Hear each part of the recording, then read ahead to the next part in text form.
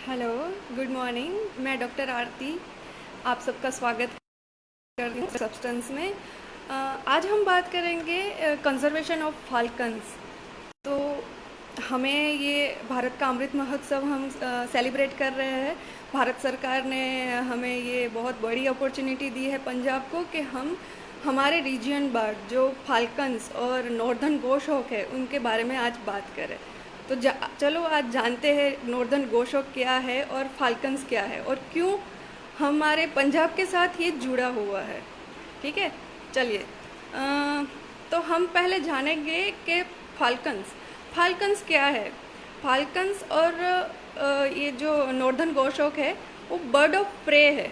Bird of pray meaning मतलब ऐसे birds जो शिकारी पक्षी बोले जाते हैं, जो शिकार करके अपना खाना खाते हैं, उसको बर्ड ऑफ प्रे बोला जाता है।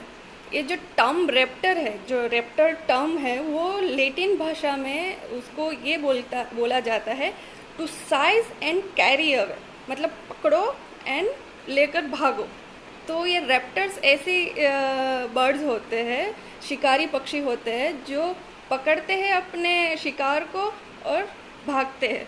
तो ये जो रेप्टर्स है उसमें एक कॉमन सी एक चीज़ होती है सारे रेप्टर्स में। तो उसमें हम बोलेंगे कि रेप्टर्स में क्या होता है कि उनके पावरफुल विंग्स होते हैं। जो विंग्स होते हैं बहुत पावरफुल होते हैं सारे रेप्टर्स में। उसमें हमारे सारे रेप्टर्स आ जाएंगे, बर्ड्स ऑफ प्रे आ जाएंगे, ठीक है, नॉर्दर्न गोशॉक आ जाएंगे, फाल्कन्स आ जाएंगे, वल्चर्स आ जाएंगे। इनकी क्या मेन चीज़ होती है, उनके जो विंग्स होते हैं वो बहुत पावरफुल होते हैं। उनके जो आर्म्स है, उनके आर्म्स है वो भी बहुत स्ट्रॉन्ग रहते हैं। तो वो जो स्ट्रॉन्ग आर्म्स है उसकी वजह से क्या कर सकते हैं वो कि वो बहुत ऊपर से वो अपने प्रे को पकड़ सकते हैं। ठीक है, एक चीज़ हो गई, दूसरी चीज़ हो गई, और तीसरी चीज़ होती है कि उनकी जो बील होती है, जो बील होती है वो एकदम शार्प होती है और किसी भी चीज़ को तोड़ सके और चीर सके, ऐसी शार्प बील होती है सारे बर्ड्स ऑफ प्रे में। दूसरी ये चीज़ हो गई। तीसरी चीज़, चौथी चीज़ ये हम देखते हैं कि उनकी जो आई साइट है वो इतनी पावरफुल होती है, इतनी एक्यूट होती है कि ऊपर से इतनी बड़ी रेंज से, इतने दूर से वो अपने प्रीडेटर, अपने बर्ड को, अपने शिकार को वो दूर से ही देख सकते हैं। तो ये जो चीज़ें हैं वो सारे रेप्टर्स में देखी जाती है। उनकी फ्लाइट, मेन उनका जो फ्लाइट और विंग पैटर्न ऐसी होती है कि वो आसानी से डाइव कर सकते हैं और अपने शिकार को पता भी ना चले, इस तरीके से वो आकर अपने शिकार को लेकर भागते हैं। तो ये जो सारी चीज़ें हैं हमारी जो रेप्टर्स की, जो हम बोल रहे हैं कि रेप्टर्स हमारे, और जो हमारे बर्ड्स ऑफ प्रे है उसमें बहुत सारे बर्ड्स आते हैं, जिस पूरा एक ग्रुप है उनका। तो उसमें हम देखेंगे तो आएंगे हमारे हॉक्स, ईगल्स, फाल्कन्स, ऑलाइस और सारे वल्चर्स, काइट्स। ये जो सारी चीज़ें हैं, ये जो सारे बर्ड्स हैं एक हमारे प्रीडेटर्स में आते हैं, एक ग्रुप है पूरा। तो ये जो ग्रुप है उसका, ये जो हमने बात की कि उनके पास क्या क्या खासियत होती है, जो शिकार को पकड़ने की एक अलग खासियत होती है, वो सारे बर्ड्स से उनको अलग दिखाती है, वो अलग रह पड़ जाते हैं सारे बर्ड्स से। ठीक है, तो इसके लिए हम उसको प्रीडेटर्स बोलते हैं और रेप्टर्स बोलते हैं, बर्ड्स ऑफ प्रे बोलते हैं। ये जो सारे ग्रुप है, उनके जो हथियार है ये सारे, उसके लिए वो अलग हो जाते हैं। और उस अलगाव की वजह से इस ग्रुप को हमने एक ऑर्डर क्लासिफाइड किया है। इस जो ऑर्डर है उसका, इस पूरे ग्रुप का, उसको फाल्कनिफॉर्म्स बोलते हैं साइंटिफिक लैंग्वेज में। फाल्कनिफॉर्म है वो उसका एक ऑर्डर है। उसमें ये सारे शिकारी पक्षी आ जाते हैं, बर्ड ऑफ प्रे सारे आ जाते हैं।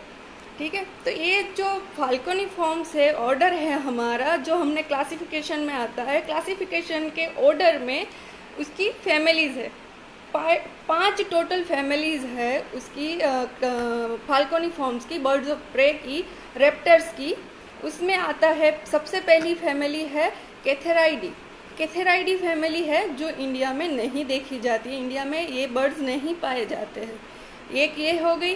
दूसरी है पेंडियोनाइडी, पेंडियोनाइडिस फैमिली है, उसमें सारे ओस्प्रे आ जाते। ओस्प्रे बोले तो जो फिश पे डिपेंडिंग जो सारे बर्ड्स है, फिश जिसको ऊपर से नदी में तैरती हुई ऊपर से फिश पकड़ते हैं, वो सारे उसको ओस्प्रे हम बोलते हैं। जो ओस्प्रे है वो उसमें आ जाएंगे fish eagle owls, fish eagles आ जाएंगे हमारे, और ईगल काइट्स आ जाएगी। तो ये जो सारी चीज़ें हैं ये ओस्प्रे हो जाएगी। ओके, थर्ड फैमिली इसकी आ जाएगी हमारी एसिप्रिटाइडी। एसिप्रिटाइडी मेन फैमिली है, क्योंकि एसिप्रिटाइडी में क्या आएंगे, सारे हमारे बाजास आएंगे, बजार्ड्स आएंगे, काइट्स आएंगे, ईगल्स, सारे जितने भी हमारे ईगल्स मिलते हो सारे ईगल्स इस फैमिली में आ जाएंगे, वल्चर्स आ जाएंगे, हैरियर्स आ जाएंगे, गोशहॉक आ जाएंगे, स्पैरोहॉक एंड हॉक ईगल्स आएंगे इसमें। तो ये जो है एसिप्रिटाइडी फैमिली, उसमें बहुत सारे हमारे बर्ड्स जो रैप्टर्स है वो कवर हो जाते हैं। तो ऐसे आज हम देखेंगे एसिप्रिटाइडी फैमिली से गोशहॉक के बारे में हम जानेंगे, ठीक है, वो हम आगे बात करते हैं। फिर चौथी फैमिली है और सेजिटाइड्री फैमिली है, जो हमारे इंडिया में वो भी हमें देखने को नहीं मिलती है, ठीक है। और पांचवी फैमिली जो हमारी है वो है फाल्कोनाइडिस फैमिली। फाल्कोनाइड फैमिली में कौन कौन से आ जाते हैं, collared falcon, pied falcon, lesser kestrel, common kestrel, red headed falcon, Amur falcon, sooty falcon, merlin, Eurasian hobby, oriental hobby, laggar falcon, saker falcon, peregrine falcon. ये जो पूरा ग्रुप है फाल्कन्स का, वो सारे फाल्कोनाइडी फैमिली में आती है। तो ये फाल्कोनाइडी फैमिली जो है वो भी हमारे लिए बहुत महत्वपूर्ण है, क्योंकि वो हमारे भारत में देखी जाती है। ख़ास तौर पे इसके काफ़ी सारे जो बर्ड्स है, जो रेप्टर्स है, वो हमारे पंजाब में भी मिले जाते हैं और इंडिया के बहुत सारी जगहों पे। तो इसमें से भी हम कवर करेंगे पेराग्रीन फाल्कन को, ठीक है। तो हमने एक एसिप्रिटाइडी फैमिली से हम लेंगे नॉर्दर्न गोश को लेंगे, और फाल्कोनाइडी फैमिली से हम बात करेंगे पेराग्रीन फाल्कन की, ठीक है। तो ये हो गया ओवरव्यू, छोटा मोटा उसका क्लासिफिकेशन हमने बात कर ली। अब आगे हम बात करते हैं नॉर्दर्न गोशहॉक। नॉर्दर्न गोशहॉक में जैसे हमने बोला कि नॉर्दर्न गोशहॉक एसिपाइडी फैमिली से आती है, तो उसमें से सारे बजार्ड्स, काइट, ईगल, वल्चर, हैरियर्स, गोशहॉक्स, स्पैरोहॉक्स और सारे जो रेप्टर्स है ये एसिपाइडी फैमिली से आएगी। और सबसे हमारा ज़रूरी बर्ड है नॉर्दर्न गोशहॉक, वो इसमें आएगा। चलो, तो हम नॉर्दर्न गोशहॉक के बारे में बात करते हैं कि नॉर्दर्न गोशहॉक हम आज क्यों कर रहे हैं, क्यों ज़रूरी है हमारे पंजाब के लिए। तो सबसे पहले तो नॉर्दर्न गोशहॉक के बारे में बात करें तो very large bird, heavy deep chested appearance है उसका, और विंग कंपेरेटिवली बहुत लॉन्ग होती है उसकी, विथ बल्जिंग सेकेंडरीज, मतलब उसके जो फेदर्स होते हैं वो इस तरीके से बने हुए होते हैं जो उसको फ्लाइट लेने में बहुत आसानी होती है। और ये डीप फॉरेस्ट में, हमेशा डेंस फॉरेस्ट में मिलने वाला बर्ड है। जनरली जो मेल होते हैं, आप जब ये लेक्चर हमारा ख़त्म होने के बाद अगर नॉर्दर्न गोशहॉक आप देखोगे, गूगल में जाके उसकी इमेज देखोगे, तो आप देखोगे कि male has a grey upper parts with supercilium and finally barred upper parts, मतलब उसके जो अपर पार्ट्स है वो ग्रे कलर के होते हैं, क्योंकि कैमोफ्लेज होना होता है बर्ड्स को, उसके शिकारी पक्षियों को पता ना चले, उस तरीके से उसकी बॉडी के जो पार्ट्स है वो इस तरीके से बने हुए होते। और सारे रेप्टर्स में एक कॉमन बात मिलेगी हमें, सारे बजार्ड्स में एक कॉमन बात होगी, जो फीमेल होती है जो मेल से हमेशा वो बड़ी होती है, देखने में लार्जर होती है, और उसके ब्राउनर अपर पार्ट्स होते हैं फीमेल्स के। तो ये मेन चीज़ है उसकी पहचान के लिए। उसके वैसे तो छोटी मोटी बहुत सारी ऐसी आइडेंटिफिकेशंस है जो हम मतलब उसको बार बार देखने से ही पता चलता है, हम एक लेक्चर में उसको कवर नहीं कर सकते हैं, ठीक है। तो हम उसके डिस्ट्रीब्यूशन की बात करें कि ये नॉर्दर्न गोशहॉक कहाँ पे मिलता है। जो हमारे हिमालयन फुट हिल्स है फ्रॉम कश्मीर टू अरुणाचल प्रदेश, तो आप देखोगे पूरा Himalayan foothills Kashmir to Arunachal Pradesh का जो एरिया है वो एकदम डेंस फॉरेस्ट है। तो वो डेंस फॉरेस्ट में मिलने वाला पक्षी है। और नॉर्दर्न ईस्टर्न हिल जो है वो सारे हिल स्टेट्स में, नॉर्दर्न इंडियन प्लेन्स में ये बर्ड दिखता है। नॉर्दर्न इंडियन प्लेन्स मतलब पंजाब के साइड भी ये देखने को मिलता है हमारा नॉर्दर्न गोशोक। इससे लोकल माइग्रेटरी बर्ड, ये लोकल माइग्रेशन करता है, एक स्टेट से दूसरे स्टेट में जाता है और लोकल माइग्रेशन करता है। ये हमारे हिमाचल प्रदेश के और उत्तराखंड के फुट हिल्स में बहुत मिले जाता है। बट काफ़ी समय से देखा जाए, एक रिसर्च के मुताबिक 2016-17 में लास्ट उसका पंजाब में साइटिंग हुआ था। बट उसके बाद कोई साइटिंग नहीं है। तो ये हमारे लिए बहुत दुख की बात है कि ये नॉर्दर्न गोशोक जो हमारा पंजाब का स्टेट बर्ड है वो पंजाब में अभी देखने को हमारी साइटिंग है ही नहीं, देखने को नहीं मिलता है। ये हमारे लिए बहुत दुख की बात है। तो ये नॉर्दर्न गोशोक की बात करें तो उसकी रेंज हमने बताई कि कहाँ से कहाँ तक की है। और ये हिमालय की 2400 मीटर के भी ऊपर से उसका रूस्टिंग साइट्स होती है और उसकी ब्रीडिंग साइट्स भी वहाँ पे होती है नॉर्दर्न गोशोक की। द स्टेट बर्ड हमारा स्टेट बर्ड है, पंजाब का स्टेट बर्ड है, हमारे लिए बहुत प्राउड की बात है।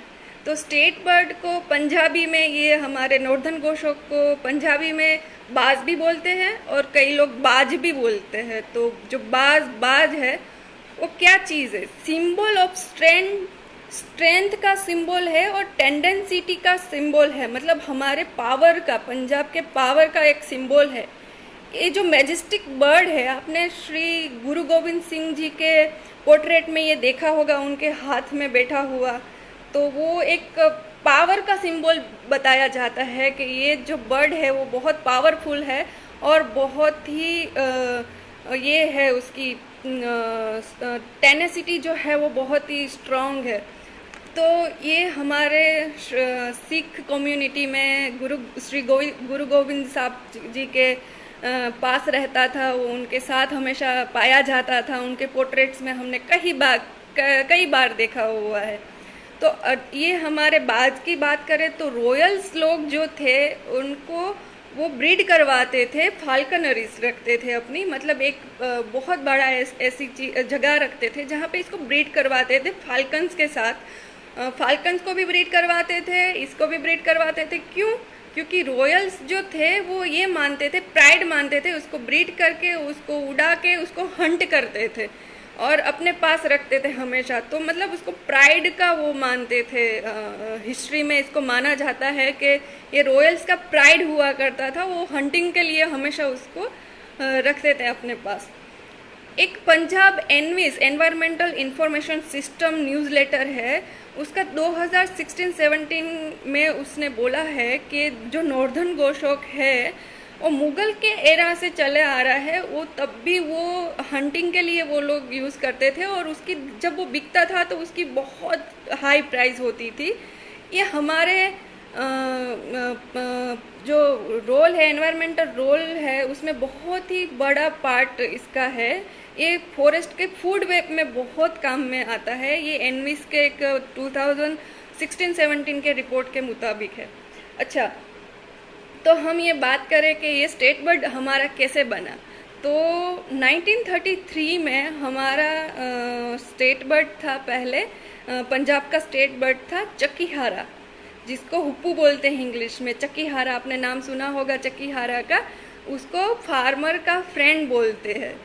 तो 1933 से ये हमारा चकीहारा है वो स्टेट बर्ड हुआ करता था। पर पंजाब गवर्नमेंट ने नोटिस किया कि भाई जो नॉर्दर्न गोशोक है, जो बाज है, वो हमारे रिलीजन और कल्चर के साथ जुड़ा हुआ है।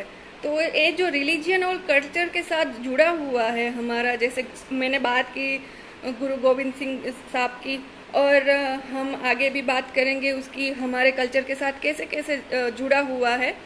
तो ये जो चीज़ है कल्चर के साथ और हमारे रिलीजियन के साथ सिख रिलीजियन के साथ जुड़ा हुआ था। तो ऑन मार्च 15 1989 में जो बाज है नॉर्दर्न गोशोक को हमारा स्टेट बर्ड बना दिया गया, क्योंकि वो पावर और सिंबल का एक प्रतीक माना जाता है। इसलिए नॉर्दर्न गोशोक को तब हमने पंजाब गवर्नमेंट ने 1989 में उसको 15 मार्च 1989 को उसको हमारा स्टेट बर्ड बनाया गया और अभी भी हमारा स्टेट बर्ड है। तो हम उसको अगर रिलीजियन की आगे बात करें तो ये सिख हिस्ट्री के साथ बहुत जुड़ा हुआ है, बहुत ही उसके बहुत सारी चीज़ें हैं। जैसे डॉक्टर सुखबिंदर सिंह कपूर जो वर्ल्ड सिख यूनिवर्सिटी लंदन में जो उन्होंने एक बुक लिखी हुई है, द बर्ड्स इन गुरु ग्रंथ साहिब नाम की एक जो उन्होंने बुक लिखी हुई है, उसमें लिखा हुआ है Guru Gobind Singh also has a hawk, it is a believe that devotees even today can see at the Hazur Sahib Nanded. मतलब ऐसा माना जाता है अभी भी कि जो ये नांदेड़ साहेब है, हजूर साहेब नांदेड़ में जो ये हमारा सिख कम्युनिटी का जो है जगह, वहाँ पे ये हॉक ईगल अभी भी देखा जाता है। तो वो बहुत प्राइड की बात है कि वहाँ पे नांदेड़ साहेब में ये कई बार देखा गया है, पब्लिक ने बहुत बार देखा हुआ है। वो इसीलिए उनको हमारी कम्युनिटी सिख कम्युनिटी के साथ जुड़ा हुआ है। और एक हमारे बहुत ही पुराने पोएट है और बाबा फरीद साहब ने भी बोला हुआ है कि उनको हमारी हिस्ट्री के साथ कैसे जोड़ा है उन्होंने, कि बाज is the all powerful witness the destroy the evil doers who thinks no one is watching them. मतलब उन्होंने बहुत अच्छी ये पोइट्री में कहीं एक लाइन लिखी हुई है कि बाज जो है हमारा नॉर्दर्न गोशोक है वो मतलब जो बुरी शक्तियों का नाश करने वाला है। मतलब इस चीज़ के लिए कितनी आप देखो तो इसको हमारे रिलीजियन के साथ कितने अच्छे से इसको जोड़ा हुआ है। तो इंडिया में यही एक चीज़ है, हम हमारे एनिमल्स को, हम हमारे बर्ड्स को रिलीजियन के साथ जोड़ते हैं और हम उनको अच्छे से प्रोटेक्ट करते हैं। अभी ये हमारा नॉर्दर्न गोशोक के बारे में बात हुआ। अब नॉर्दर्न गोशोक का हम क्या है, अभी हम क्यों डिक्लाइन हो चुका है, हमें कंजर्वेशन की उसकी क्यों ज़रूरत है, और हम आगे बात करेंगे। अब हमारी ये जो दूसरी फैमिली थी फाल्कोनाइडी फैमिली, तो हम बात करेंगे अभी पेराग्रीन फाल्कन के बारे में। वो पंजाब के साथ कैसे जुड़ा हुआ है। नॉर्दर्न गोशोक तो हमने देख लिया कि हमारा स्टेट बर्ड है और पंजाब के साथ कैसे रिलीजियन और कैसे हिस्ट्री के साथ जुड़ा हुआ है, तो वो हमने बात कर ली। अब हम आएंगे पेराग्रीन फाल्कन पे। तो पेराग्रीन फाल्कन है वो फाल्कोनाइड फैमिली से है। उसमें हमने जैसे आगे भी बोला कि collared falcon, wild falcon, lesser kestrel, common kestrel, red headed falcon, Amur falcon, sooty falcon, merlin, Eurasian hobby, oriental hobby, laggar falcon, saker falcon और पेराग्रीन फाल्कन, इस सारे जो फाल्कन्स है वो फाल्कोनाइड फैमिली से बिलोंग करते हैं। ठीक है, there are 17 to 19 races world wide of this wide ranging species. मतलब इसकी भी जो फाल्कोनाइडिस फैमिली है उसकी भी सब स्पीसीज 17 to 19 मतलब माना जाता है कि इसकी सब स्पीसीज भी पूरे वर्ल्ड में देखी जाती है। तो हम इंडिया की बात करें तो हमारे पास उसकी 3 सब स्पीसीज मिली जाती है। उसमें से 2 माइग्रेटरी है, तो 2 जो विंटर माइग्रेटरी बर्ड्स हैं हमारे, उसमें से पहला है पेराग्रीन कैलिडस। जो पेराग्रीन कैलिडस है वो विंटर माइग्रेटर बर्ड है, और दूसरा जो है पेराग्रीन बेबीलोनिकस। जो पेराग्रीन बेबीलोनिकस है वो भी विंटर माइग्रेशन करता है। और थर्ड वन जो हमारा अपना पेराग्रीन फाल्कन, पेराग्रीन पेरिग्रेनेटर जो है वो हमारे पंजाब में मिला जाता है और ऑल ओवर वर्ल्ड में सब जगह पे मिलता है ये। तो उसकी हम आगे बात करें कि ये जो है वो रेसिडेंस बर्ड है, हमारा पंजाब का रेसिडेंस बर्ड है ये पेराग्रीन फाल्कन। तो हमारे लिए वो भी एक प्राइड की बात हुई कि जो पेराग्रीन फाल्कन है हमारा रेसिडेंस बर्ड है। ठीक है, तो ये जो है wide spread resident heavy looking falcon with broad based and pointed wing. उसके जो विंग्स होते हैं वो एकदम पॉइंटेड होते हैं, और शॉर्ट बोर्ड बेस मतलब शॉर्ट और ब्रॉड टेल्स होती है उसकी जो टेल होती है, क्योंकि उसको फ्लाइट लेने में वो बहुत ही काम में आती है। और उसके जो ओकेशनली उनके जो साइंटिफिक लैंग्वेज में हम बोले तो उसके जो फेदर्स है वो सेकेंडरी फेदर्स और फर्स्ट फेदर्स जो होते हैं वो भी इतने वो होते हैं कि उसको फ्लाइट लेने में बहुत आसानी होती है। तो ये भी हमारा एक मैजेस्टिक बर्ड ही है, क्योंकि सबसे fastest creature on the planet है। मतलब हम जो बोलते हैं कि चीता हमारा सबसे फास्टेस्ट एनिमल है, नहीं, चीता से भी ज़्यादा, सबसे ज़्यादा ये बर्ड्स कैटेगरी में आता है। तो सबसे फास्टेस्ट क्रिएचर है ये हमारा। ये 321 पर किलोमीटर पर आवर्स में ये चलता है, मतलब 200 माइल्स पे ये फ्लाइट लेता है उसको प्रे को पकड़ने के लिए। मतलब इतनी फ्लाइट लेता है ये, तो हम बहुत अच्छी बात है कि ये वर्ल्ड का सबसे फास्टेस्ट एनिमल है जो हमारा रेसिडेंस बर्ड है। ठीक है, तब ये मोस्ट कॉस्मोपॉलिटन बर्ड है, मतलब हर एक जगह पे पाया जाता है इसको। हम बोले तो जो घूमते फिरता रहता है हर एक जगह पे, वो जैसे शहरों के आसपास देखने को मिलेगा आपको, डेंस फॉरेस्ट में भी देखने को मिलेगा, पर ये ह्यूमन के साथ जुड़ा हुआ है, ह्यूमन के आसपास आपको कई बार देखने को मिलता है। तो उसके भी सेम जो रेप्टर्स के जो होते हैं वही डार्क अपर पार्ट्स होते हैं with more extensive black hood होता है उसका, और यहाँ से वाइट उसके वो लगते हैं। तो ये उसको पहचानने में बहुत ही आसान होता है। पेराग्रीन फाल्कन, आप इमेजेस देखोगे तो हम इसके आइडेंटिफिकेशन पे और आगे फिर टाइम रहा तो हम बात करेंगे कैसे उसको पहचाना जाता है पेराग्रीन फाल्कन को। तो ये हमने बात की कि वो हर एक जगह पे पाया जाता है।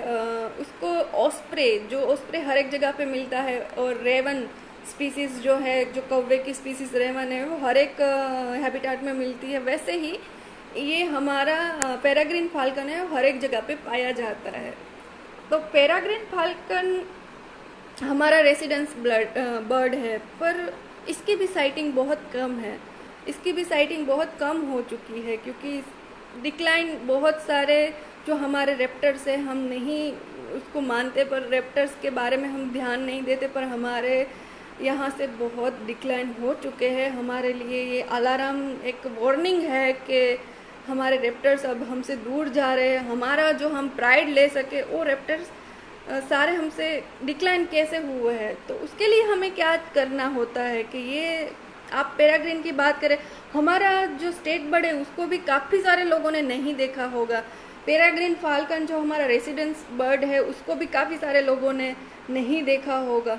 तो ये बहुत दुख भरी बात है कि हमारे लिए कि हम इसके लिए क्या कर सकते। तो उसके लिए हमने है कंजर्वेशन एंड मैनेजमेंट हमें करना पड़ेगा इस बर्ड्स के लिए।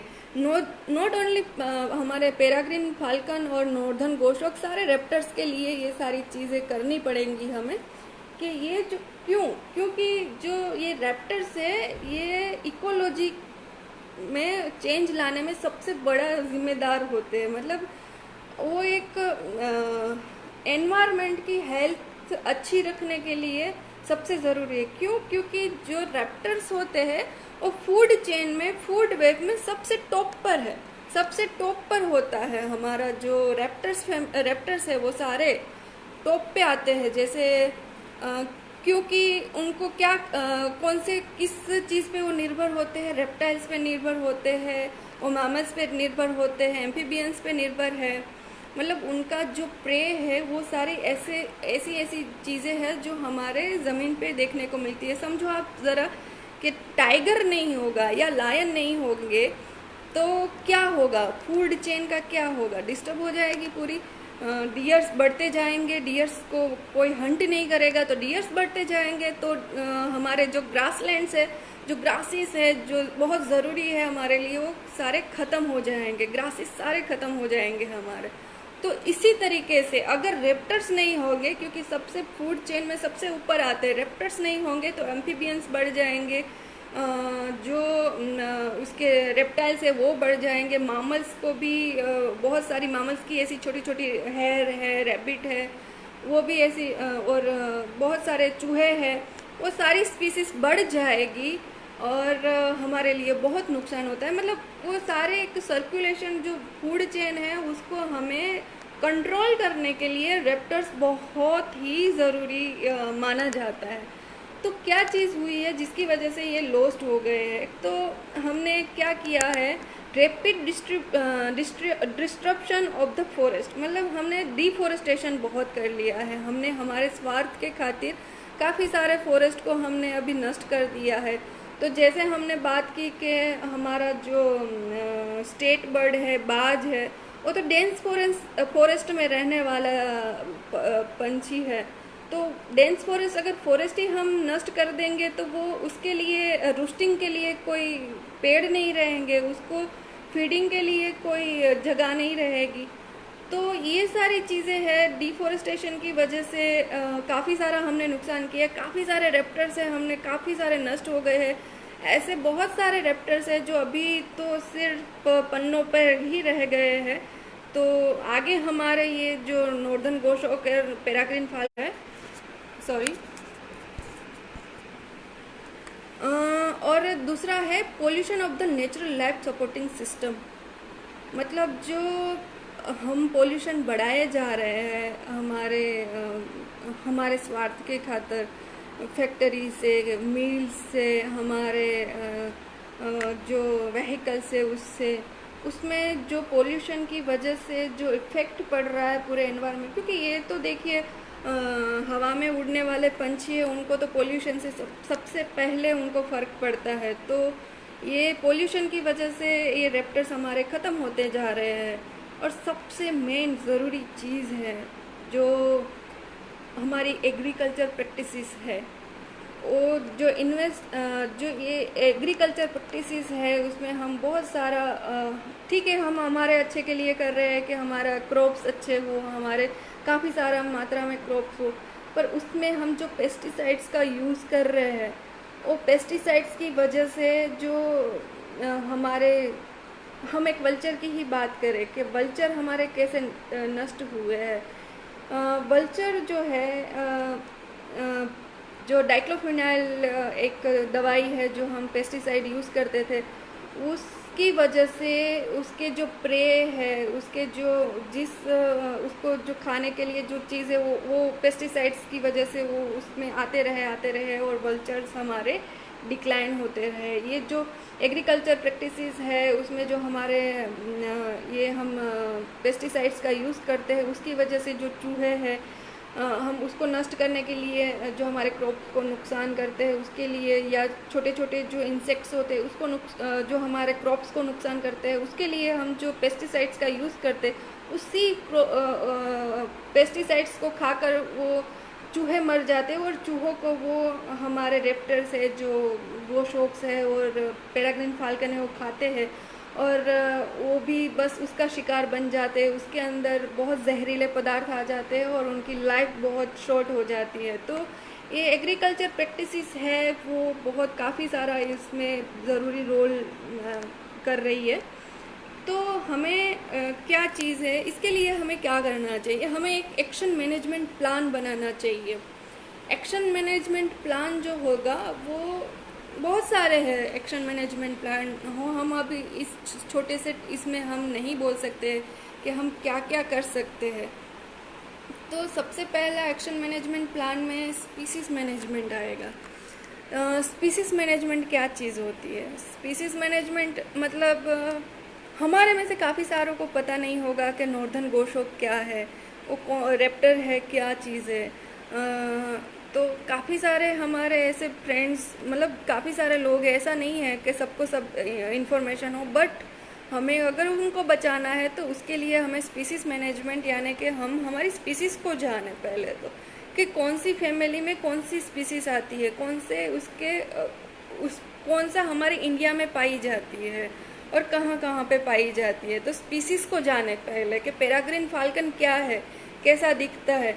ऐसा ना हो कि हम हमारे जो दूसरे रेप्टर्स हैं उसके साथ हम पेराग्रीन फाल्कन को, अगर पेराग्रीन फाल्कन हमारा वाइप आउट हो रहा है तो हम पेराग्रीन फाल्कन के लिए ही हम काम करेंगे। तो पेराग्रीन फाल्कन के लिए हम क्या क्या, तो ये स्पीसीज जो स्पीसीज है उसको जाने, हम हमारी स्पीसीज को जाने। हम जैसे हमने बात की नॉर्दर्न गोशोक और पेराग्रीन फाल्कन की, तो हम पहले उसको जाने कि हम देखें हमारे आसपास कहाँ पे मिलती भी है या नहीं मिलती है। काफ़ी सारे लोग आइडेंटिफाई भी नहीं कर सकते हैं इसको, मिल जाती है तो सारे बोलते हैं शिकरा है करके निकल जाते हैं, पर ऐसा नहीं है। उसके पर्टिकुलर उसकी आइडेंटिफिकेशन होती है। तो अगर प्रॉपर आइडेंटिफिकेशन होगी और आप फॉरेस्ट डिपार्टमेंट या कहीं ऐसी एप्लीकेशन पे डालोगे कि मैंने इस जगह पे इस बर्ड्स को देखा, तो उसके लिए कंजर्वेशन हो सकता है। तो इसीलिए हमें स्पीसीज मैनेजमेंट बहुत ज़रूरी हो जाती है। दूसरा है हैबिटेट मैनेजमेंट।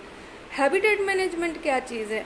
हैबिटेट मैनेजमेंट में क्या होगा कि पहले हमने हमारी स्पीसीज को जानी, स्पीसीज कैसी होती है, देखने को कैसी होती है, कहाँ पे ये है, ठीक है। तो हम हैबिटेट में क्या आएगा, ये जो स्पीसीज हमारी है वो कौन कौन सी हैबिटेट में, मतलब कैसी कैसी जगहों पे वो पाई जाती है। हैबिटेट मतलब एक अपने आप में बहुत बड़ा वर्ड वो वर्ड हो गया है, उसको हम एक घंटे के उसमें हम नहीं डिस्क्राइब कर सकते। पर मैं शॉर्ट में आपको ये बताना चाहूँगी कि हैबिटेट बचाना हर एक जो भी एनिमल है, जो भी बर्ड्स है जो लॉस्ट हो रहे हैं, उसके लिए सबसे बड़ी चीज़ है तो हैबिटेट लॉस्ट है।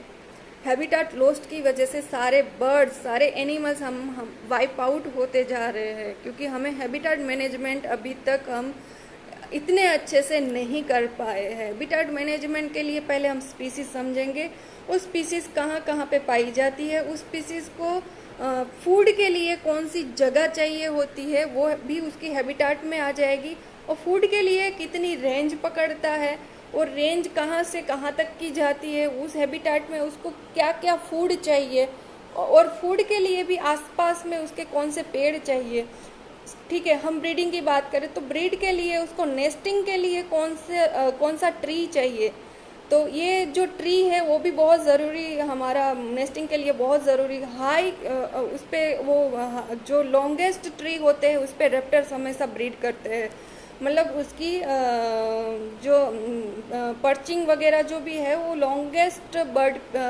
ट्री पे रहेगी। तो हम पहले तो ये जानें कि हमारी जो स्पीसीज़ है, पर्टिकुलर स्पीसीज़ है, पर्टिकुलर ट्री पे ही डिपेंडेंट होती है। हमेशा कोई भी स्पीसीज़ होती है पर्टिकुलर ट्री पे ही डिपेंडेंट रहती है। तो जैसे हम बात करें, हम जैसे भी हमने हमारे स्पेरो वाले लेक्चर में बात की थी कि जो स्पेरो है वो बहुत सारे ऐसे हैं एकेशिया और उसके जैसी जो स्पीसीज़ होती है ट्रीज़ में, उसमें वो रूस्टिंग करती है और कहाँ पे वो अपना ये घोंसला बनाती है। वैसे ही चीज़ हो जाती है हमारे पेराग्रीन फाल्कन में और हमारे नॉर्दर्न गोशोक में बाज में, कि उनको हाईएस्ट ट्री चाहिए होती है उसका ब्रीड करने के लिए, उसका घोंसला बनाने के लिए। दूसरी चीज़ उसको पर्चिंग के लिए, उनको बैठने के लिए भी और रूस्टिंग के लिए भी उसको पर्टिकुलर ट्री चाहिए होती है, जो हम नहीं कर से, जो हमारा डिफॉरेस्टेशन की वजह से ये हम नष्ट कर चुके हैं। तो इसीलिए हमें हैबिटेट मैनेजमेंट समझना बहुत ही ज़रूरी है कि हमारी पर्टिकुलर स्पीसीज़ कि कैसी हैबिटेट में रहना पसंद करती है, खाना पीना पसंद करती है, ब्रीड करना पसंद करती है और कहाँ पे वो अपना घोंसला बनाना पसंद करती है। तो हैबिटेट मैनेजमेंट बहुत बड़ी चीज़ हो जाती है जो हमें समझनी चाहिए और इसको करना चाहिए। इसको हम सोल्व कर सकते हैं जो हमारा वाइप आउट हो रहे हैं हमारे स्पीसीज उसको। दूसरा है जो मैंने पहले भी बात की, पेस्टिसाइड्स बेटल जो है वो हमारे लिए बहुत अभी हेडेक हो चुका है कि हमारे जो बर्ड्स है, काफ़ी सारे एनिमल्स है, वो पेस्टिसाइड्स की वजह से खोते जा रहे हैं। तो हमें ऐसा नेचुरल, अभी काफ़ी सारे हम ऑर्गेनिक प्लांटेशन कर रहे हैं कि ऑर्गेनिक, हम काफ़ी जगह पे आपने सुना होगा कि ऑर्गेनिक तरीके से वो एक पूरा फॉरेस्ट बना रहे हैं। पुणे में एक जगह पे एक व्यक्ति ने पूरा फॉरेस्ट डेवलप किया है अपने घर के आसपास, पूरा ऑर्गेनिक, उसने कोई भी पेस्टिसाइड यूज़ नहीं किया, तो उसके वहाँ पे एक सर्वे के मुताबिक 600 से भी ज़्यादा उसके बर्ड्स आते हैं और काफ़ी सारे रेप्टर्स और काफ़ी सारे अपने रेप्टाइल्स वगैरह भी वहाँ पे पाए जाते हैं। तो एक चीज़ हम कर सकते हैं बहुत अच्छे से कि अब पेस्टिसाइड्स का हम हमारे क्रॉप में भी यूज़ कम कर दे, हो सके उतना हम नेचुरल चीज़ों की तरफ भागे। और क्योंकि पहले भी हमारे देखा जाए तो हमारी जो भारत की संस्कृति में हम ये देखते थे कि पेस्टिसाइड का यूज़ बहुत कम होता था और नेचुरल सारी चीज़ों का हमारी संस्कृति में हम बहुत यूज़ करते थे। इस वजह से हम बचा सकते हैं, हमारी जो स्पीसीज़ है उसको बचा सकते हैं। एक बहुत ही ज़रूरी पार्ट आ जाता है सॉल्विंग पावर लाइन प्रॉब्लम्स। मतलब ये बहुत ज़रूरी चीज़ है। पावर लाइंस जो होती है, जैसे बीकानेर, आप काफ़ी सारे लोग जानते होंगे, बीकानेर मतलब रेप्टर्स के लिए हब माना जाता है। वहाँ पे बहुत 5 टाइप के वल्चर्स की स्पीसीज़ देखने को मिलती है और बहुत सारे रेप्टर्स देखने को मिलते हैं, ईगल्स देखने को मिलते हैं, काफ़ी सारी काइट्स देखने को मिलती है।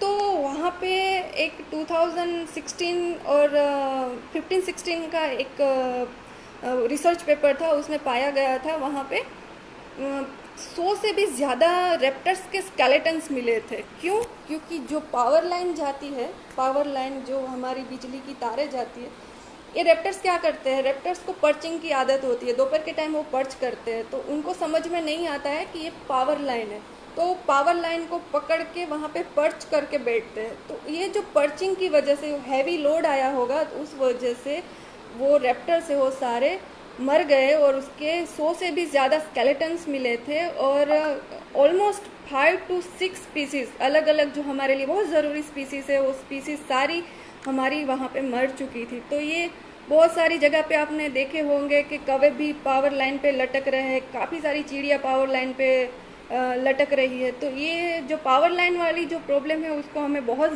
जल्दी सॉर्ट आउट करनी पड़ेगी। हम गवर्नमेंट हो सके अगर उनके बस में है तो अंडरलाइन पावर लाइन बहुत सारी जगह पे कर सकती है। जैसे काफ़ी सारी सिटीज़ में अभी अहमदाबाद से लेकर बेंगलोर से लेकर बहुत सारी सिटीज़ में अभी अंडरग्राउंड पावर लाइन्स हो चुकी है। तो काफ़ी सारे रेप्टर्स के लिए ये बहुत सारे बर्ड्स के लिए बहुत अच्छी बात हो जाएगी पावर लाइन प्रॉब्लम्स अगर सॉर्ट आउट हो गया तो। अभी दूसरी है एनवायरमेंट फ्रेंडली इकोनॉमिक डेवलपमेंट। वो क्या चीज़ होती है एनवायरमेंट फ्रेंडली? जैसे हम ओस्प्रे की बात करें, ओस्प्रे है जो फिश पे डिपेंडिंग, जो सारे बर्ड्स हैं जो रेप्टर्स है फिश पे डिपेंड करते हैं, वो क्या कर रहे, हम क्या कर रहे हैं कि हम जो नदी है उस पर बंद बांधे जा रहे हैं।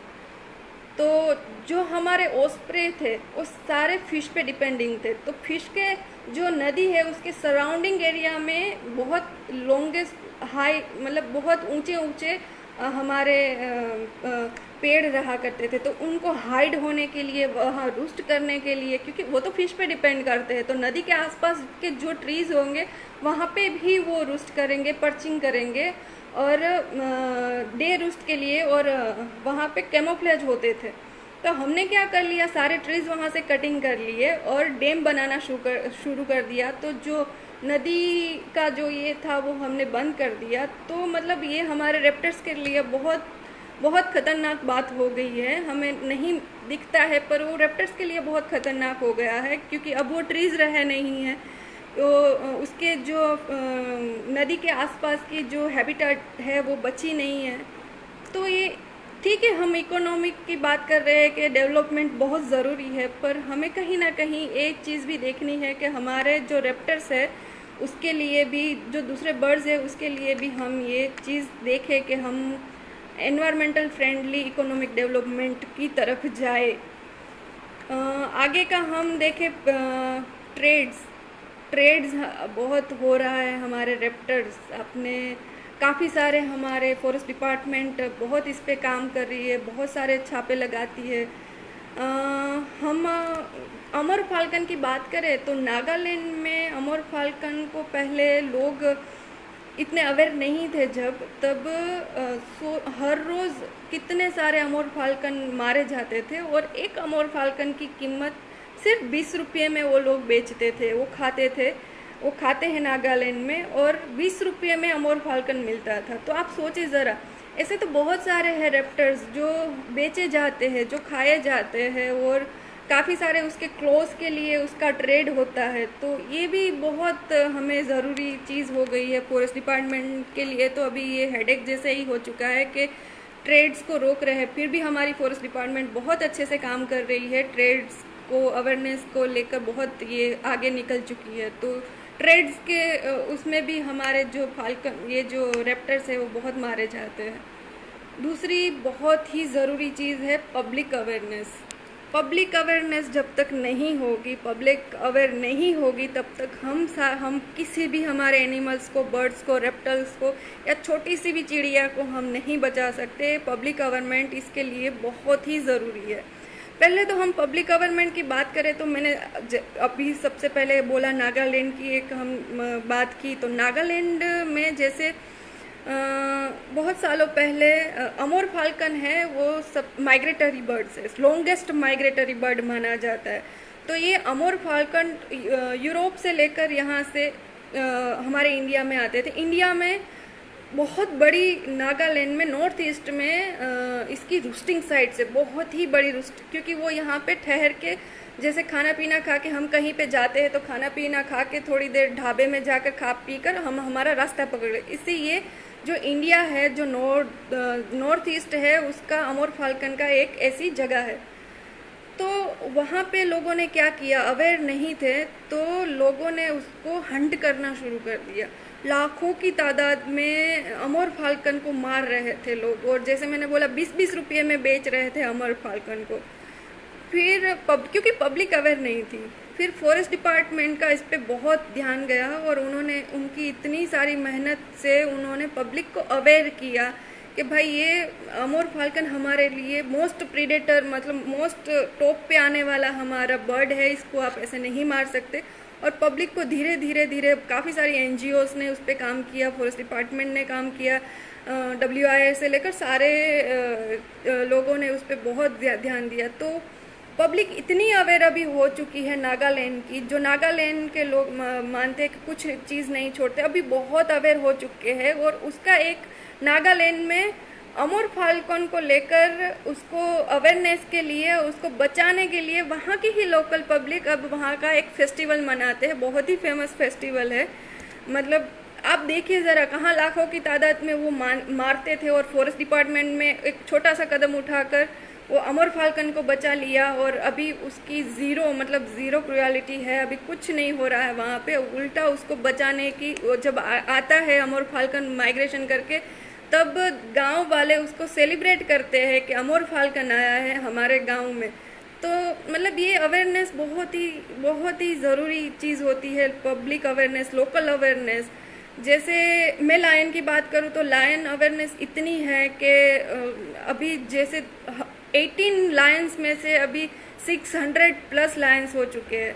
तो हम क्यों ना हमारे पेराग्रीन फाल्कन और बाज, जो हमारा स्टेट बर्ड है, उसके लिए अब अवेयर हो जाए, और अवेयरनेस जो लोकल पब्लिक है उसके लिए अवेयरनेस को करना शुरू कर दे।